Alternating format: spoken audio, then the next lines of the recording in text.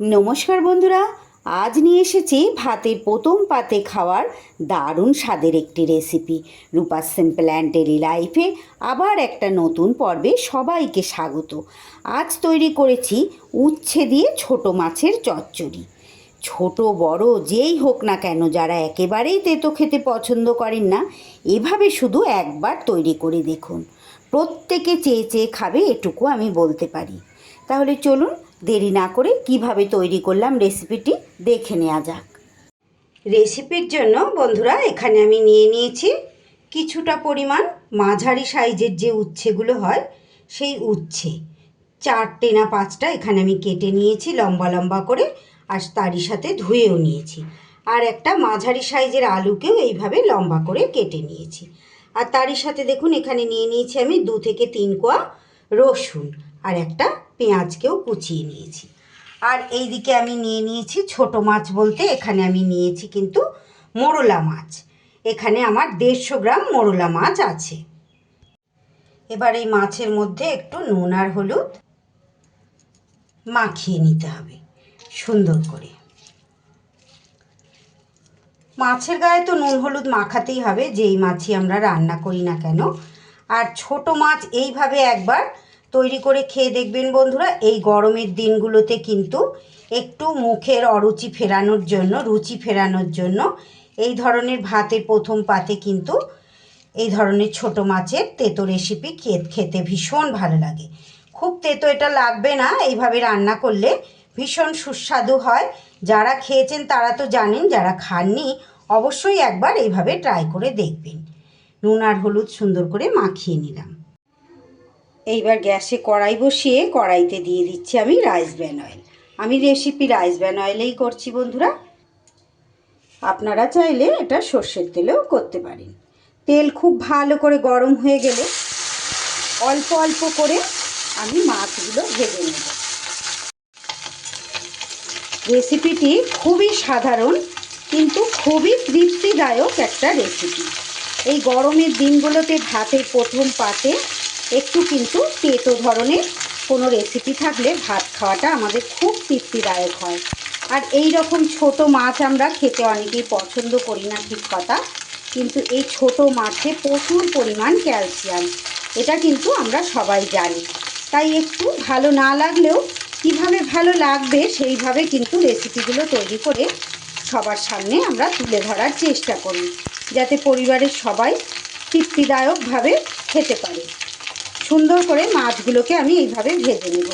আমার আজকের এই অতি সাধারণ রেসিপিটি যদি আপনাদের ভালো লাগে একটা লাইক করে দেবেন বন্ধুরা, ছোট একটা কমেন্ট করে ভিডিও শেষে জানিয়ে যেতে ভুলবেন না। আর যে সকল বন্ধুরা আজকে নতুন এসেছেন আমার চ্যানেলে, আমার রেসিপি আজকে প্রথম দেখছেন, যদি রেসিপিটি আপনাদের ভালো লেগে যায় আমার চ্যানেলটা সাবস্ক্রাইব করে রাখার অনুরোধ রইল। আর ফেসবুক পেজ থেকে যারা দেখছেন আমার পেজটা ফলো করে দেওয়ারও অনুরোধ রইল। দেখুন মাছ কিন্তু আমার প্রথমবারেরগুলো ভাজা হয়ে গেছে। এরকম একই রকমভাবে সমস্ত মাছগুলো এরকম অল্প অল্প করে দিলে বেশি জড়াবে না, মাছগুলো ভাঙবেও না। যারা আমরা প্রত্যেক দিন রান্না করি তারা এগুলো জানি, যারা নতুন হয়তো করেন তারা জানেন না, তাদের জন্য একটু বলে দিতে হয়। এবার এই মাছগুলো তুলে নেব। অল্প অল্প করে সব মাছগুলো কিন্তু আমি ভেজে তুলে নিলাম। এইবার এই মাছ ভাজার তেলের ওপরেই আরও একটু অল্প পরিমাণ তেল এখানে আমি অ্যাড করে দিলাম। এবার এই তেলের মধ্যে সবার প্রথমে আমি উচ্ছেগুলোকে ভেজে নেব।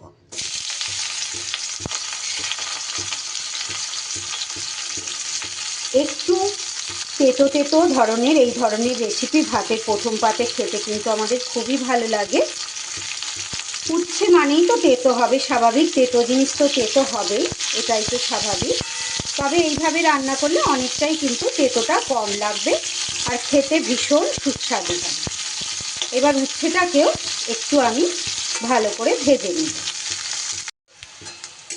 উচ্ছেগুলো কিন্তু বেশ কিছুটা সময় ধরে একদম বেশ সুন্দর করে লাল লাল করে ভেজে কিন্তু আমি তুলে নিয়েছি। যারা একটু বেশি তেতো খেতে পছন্দ করেন আরও একটু কম করে ভাজবেন, তবে আমি যেহেতু আজকে মাছ দিয়ে রান্না করব, তেতোটা যাতে অনেকটাই কম লাগে তাই একটু বেশি ভালো করে ভেজে নিই। এইভাবে একটু যদি মচমচে লাল লাল করে ভেজে নেন তাহলে কিন্তু একদমই তেতো লাগবে না, খুব হালকা তেতো হবে।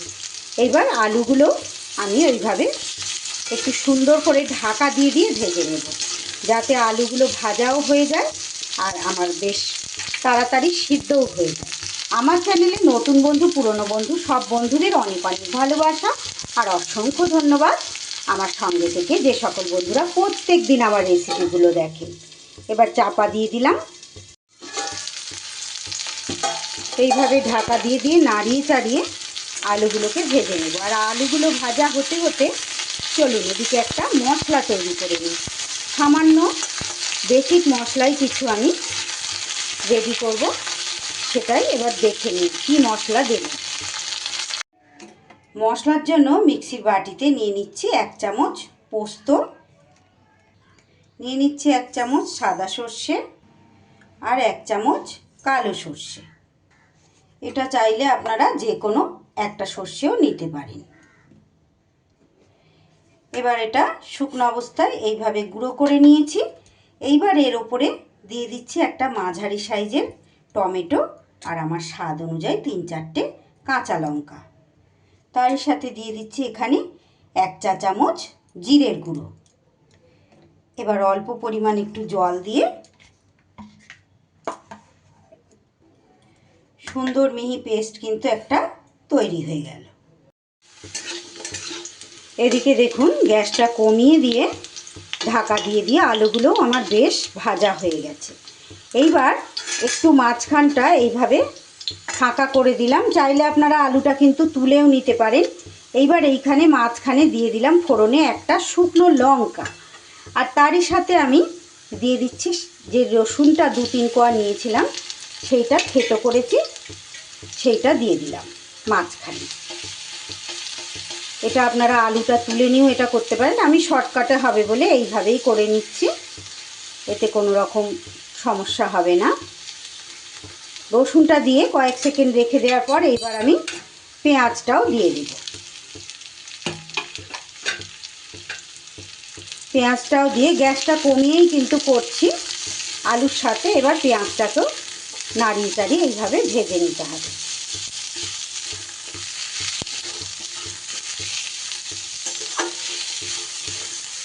খুব সুন্দর খুব সহজ একটা রেসিপি বন্ধুরা, যারা খেয়েছেন এভাবে তারা জানেন, যারা খাননি অবশ্যই এই গরমের দিনে যে কোনো দিন এটা কিন্তু ভাতের প্রথম পাতের জন্য করে নিতে পারে। খুব তৃপ্তিদায়ক একটা রেসিপি। আলুর সাথে পেঁয়াজ রসুনও বেশ সুন্দর করে আমার ভাজা হয়ে গেছে বন্ধুরা। গ্যাস কমিয়ে দিয়ে দিয়ে এইভাবে ভেজে নিয়েছি।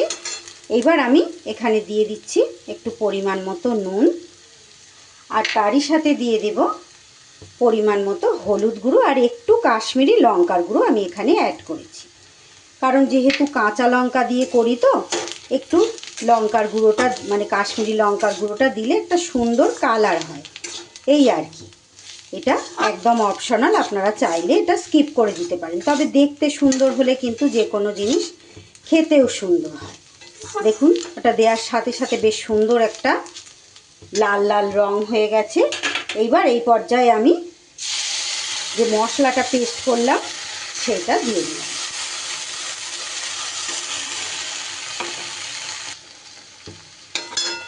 মিক্সি ধুয়ে একটু জলও আমি অ্যাড করে দিলাম, যাতে হলুদ আর লঙ্কার গুঁড়োটা পুড়ে না যায়।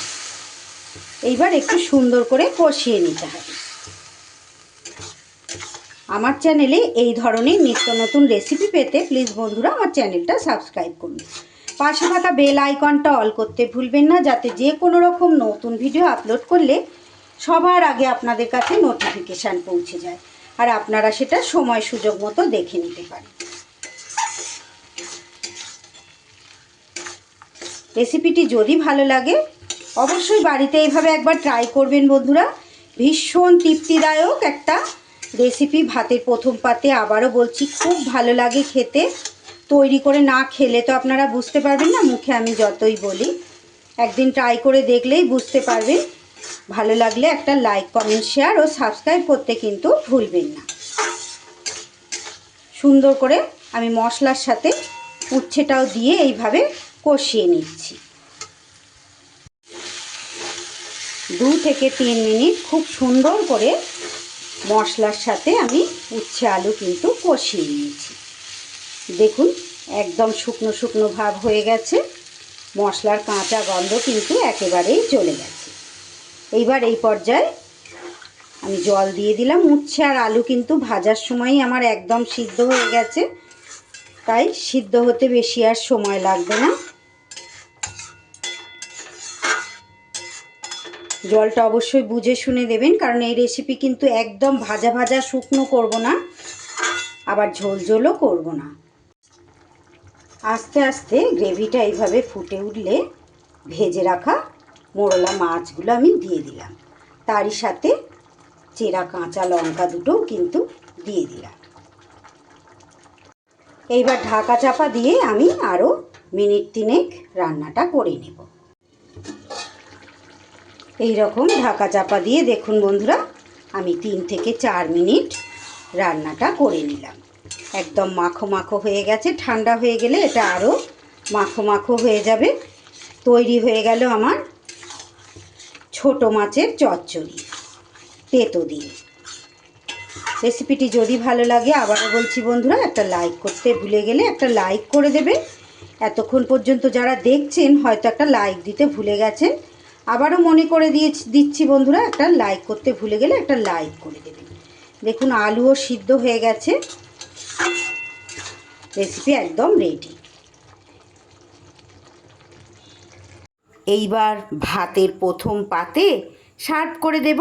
শুধু আমার মতো তেতো প্রেমীরা নয়, বাচ্চা থেকে বড় সবাই চেয়ে চেয়ে খাবে।